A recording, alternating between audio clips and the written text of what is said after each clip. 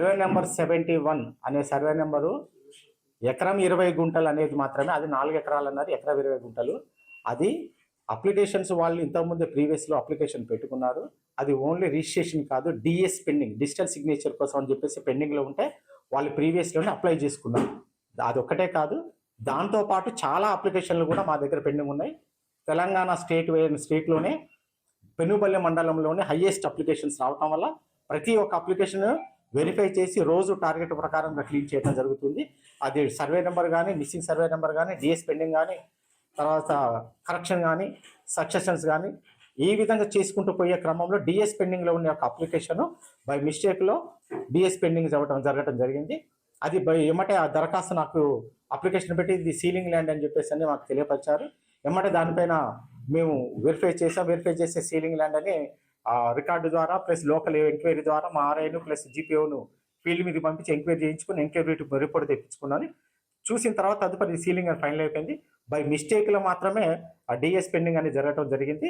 దీన్ని ఇమీడియట్గా మా సబ్ కలెక్టర్ గారికి ప్రపోజల్స్ క్యాన్సిలేషన్ కోసం అని చెప్పేసి ప్రపోజల్ తయారు చేశాను, ప్రొసీడింగ్ తయారు చేశాను, కవరింగ్ లెటర్తో తయారు చేసి సబ్ కలెక్టర్ గారికి నివేదిక ఇచ్చి దాన్ని రివోక్ చేయడం జరుగుతుంది. అంటే గత తహసీల్దార్ ఉన్నప్పుడే దాన్ని అంటే పంచనామా చేసి గవర్నమెంట్ కింద తీసుకున్నారు సార్. దానికి సంబంధించి డిఎస్ పెండింగ్ అంటే ఎలా సార్? గత సంవత్సరం జరిగిందని చెప్పేసి నాకు చెప్పడం ఇప్పుడు తెలియపరిస్తేనే తెలిసిందండి. యాక్చువల్గా రికార్డు వెరిఫై చేసిన తర్వాత ఆ రికార్డులో ఉన్న డీటెయిల్స్ చూసుకున్న తర్వాత సీలింగ్ అనేది మాత్రం తెలిసింది. ప్రీవియస్లో జరిగింది అనేది మాత్రం వీళ్ళు చెప్పడం జరిగిందండి. నా దగ్గర మాత్రం డిఎస్ అయింది కాబట్టి దాన్ని మాత్రం ఇమీడియట్గా రివోక్ చేస్తాను. అంటే స్థానికంగా విఆర్ఓ వ్యవస్థ కూడా ఇప్పుడు నడుస్తుంది కదా సార్, దానికి సంబంధించి వాళ్ళేమి మీకు సమాచారం లేదా? లేదండి, డిఎస్ పెండింగ్ అనేది ఏంటంటే జనరల్గా మేము పెండింగ్ ఉన్న దాన్ని ఓవర్ఫ్లో ఏం చేస్తామంటే విఆర్ఓ నివేదిక బేస్ చేసుకొని లేదో రికార్డు చూసుకొని చేస్తాము. కానీ మా టార్గెట్లో బై మిస్టేక్లలో ఫ్లోటింగ్లో అదే కాదు, మిగతా 7-8 అప్లికేషన్స్ కూడా పెట్టాము. కాకపోతే అవి ఏమో యాస్టీస్ పొజిషన్లో ఉన్నారు కాబట్టి వాళ్ళదేమో క్లియర్ అయిపోయింది. ఇది సీలింగ్ అని చెప్పేసి అంతా ఉండటం వల్ల నాకు తెలియపరచడం వల్ల ఇమీడియట్గా రికార్డు వెరిఫై చేసి దీన్ని ఎమ్మటే రివోక్ చేయడం జరుగుతుంది. దీనికి సంబంధించి విఆర్ఓ నివేదిక ఇచ్చారా లేదా సార్?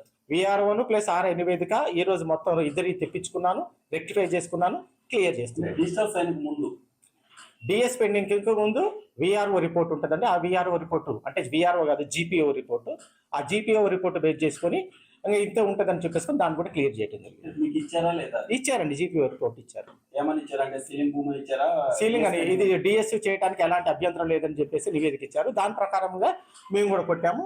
అది ఓవర్ఫ్లో రికార్డు వెరిఫై చేసి ఇప్పుడు తెలిసిందంటే సీలింగ్ ల్యాండ్ కాబట్టి దాన్ని ఇమ్మీడియట్లీ డిస్పోజ్ చేసి. ఎవరు సార్ అక్కడ రెవెన్యూ సంబంధించి అధికారి మీకు అంటే ఎవరు సార్ అక్కడ? మా చింతగూడెం జీపీఓ ఉన్నాడండి, రవి గారు. పెనుబల్లి మండలంలోని చింతగూడెం గ్రామంలో రెవెన్యూ 71 సర్వే నెంబర్లో 2013లో 2023లో అప్పటి ఎమ్మెల్యే గారు సండ్రంకటేరే గారు సీలింగ్ భూమిని స్వాధీనం చేసుకున్నటువంటి సందర్భంలో అప్పటి ఎంఆర్ఓ రామాదేవి గారు ఆ భూమిని స్వాధీనం చేసుకున్నారు. ప్రస్తుత తహసీల్దార్ అయినటువంటి శ్రీనివాస్ యాదవ్ గారు అక్రమ పద్ధతిలో ఆ బొగ్గుల రజని అనే ఆ వ్యక్తి పేరు మీద పట్టా చేసిందనే విషయం మాకు తెలిసి మేము పోయి ఎంఆర్ఓని అడగటం జరిగింది. అది మేము తెలియక చేశామని అంటున్నారు ఆయన. కానీ తెలియక చేయటం కాదు, ఒక ఎంఆర్ఓ స్థాయి అధికారి నాకు తెలియక చేసింది అనేది మాత్రం మేము ఏమాత్రం సహించేది లేదు. ఆయనకి తెలిసే అక్రమ పద్ధతిలో దాన్ని పట్టా చేసినట్టుగా మా దృష్టికి వచ్చింది. దీన్ని ఆర్డీఓ గారి దృష్టికి, కలెక్టర్ గారి దృష్టికి కూడా ఆ గ్రామస్తులు ఇవ్వటం జరిగింది. దానిపై ఎంఆర్ఓ గారిపై ఈ యొక్క ప్రభుత్వాన్ని అపాస్పాలు చేసే విధంగా ప్రభుత్వ భూమిని డబ్బులకు లోబడి ఆయన పనిచేయటం అనేది చాలా దారుణమైన విషయం. అదేవిధంగా గత ప్రభుత్వంలో కళ్యాణ లక్ష్మి చెక్కులకు వయసు చాలినటువంటి లబ్ధిదారులు ఎవరైతే ఉన్నారో వాళ్ళను కూడా ఇప్పుడు ప్రస్తుతం ఈ డబ్బు తీసుకొని ఆయన మళ్ళీ కొత్తగా 10 సంవత్సరాలు అయినప్పటికీ కూడా ఇప్పుడే కొత్తగా పెళ్ళైనట్టు చేసి కళ్యాణ లక్ష్మి చెక్కులు కూడా ఇష్యూ చేస్తానని మా దృష్టికి వచ్చింది. కాబట్టి దీని మీద కూడా ఆర్టీఐ చట్టం పెట్టి దీన్ని కూడా తీసి సమగ్ర విచారణ జరిపించి ప్రభుత్వ పరంగా సదరు తహసీల్దార్పై చట్టరీత్యా చర్యలు తీసుకోవాలని మేము కోరుకుంటున్నాం. నా పేరు దిలీప్ విజయ్ కుమార్ అండి, టీఎంఆర్పీ డిస్ట్రిక్ట్ ప్రెసిడెంట్ని. గతంలో చింతగూడెం గ్రామ పంచాయతీలో ఏదైతే రెవెన్యూ ల్యాండ్ ఉందో ఆ రెవెన్యూ పరిధిలో ఉన్నటువంటి ప్రభుత్వ భూములు, భూదాన భూములు, వినోబా భూములు ఏవైతే ఉన్నాయో వాటన్నిటి కూడా మేము పరిశీలించి నిరుపేదలైన వాళ్ళకి ఇళ్ల స్థలాలు కేటాయించాలని చెప్పి దాని మీద ఉద్యమం చేయడం కూడా జరిగింది. లోకాయుక్త కూడా వెళ్ళాం. మేము లోకాయుక్తకి వెళ్ళి లోకాయుక్తలో కేసేసి అక్కడి నుంచి మేము కోర్టులో గెలిచి అక్కడి నుంచి ఆ ల్యాండ్ ప్రొహిబిటెడ్ ల్యాండ్ ఏదైతే ఉందో ఆ ల్యాండ్ ఇక్కడ ఎంఆర్ఓ గారి దగ్గరికి వచ్చి ఎంఆర్ఓ గారికి ద్వారా దాన్ని సర్వే చేయించి పంచనామా చేయించి అక్కడ ఉన్న గ్రామస్తులతో పంచనామా చేయించి అద్దులు వేయించి దాని మీద ప్రభుత్వ స్థలం అని చెప్పి బోర్డు కూడా పెట్టడం జరిగింది. అప్పుడు ఉన్నటువంటి ఎంఆర్ఓ గారు, అప్పుడు ఉన్నటువంటి ఆర్ఐ గారు దాంట్లో బోర్డు పెట్టడం జరిగింది ప్రభుత్వ స్థలం అని చెప్పి.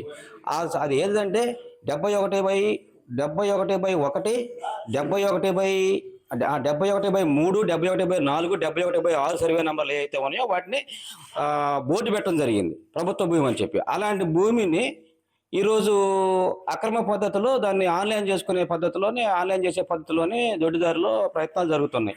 అది ఆన్లైన్ కూడా మన డిఎస్ కూడా ఎక్కించడం జరిగింది. కాబట్టి ఇలాంటి అక్రమ పద్ధతులు మానుకొని ఇలాంటి పరిస్థితులు, ఇలాంటి అక్రమాలకు విరుద్ధ పడడం వాళ్ళపై చర్యలు తీసుకోవాలని చెప్పి డిమాండ్ చేస్తాం. Local to global news at your finger tips. మీ చేతిలో ఒక ఆయుధం. Download raw TV app. Media legend Ravi Prakash is back.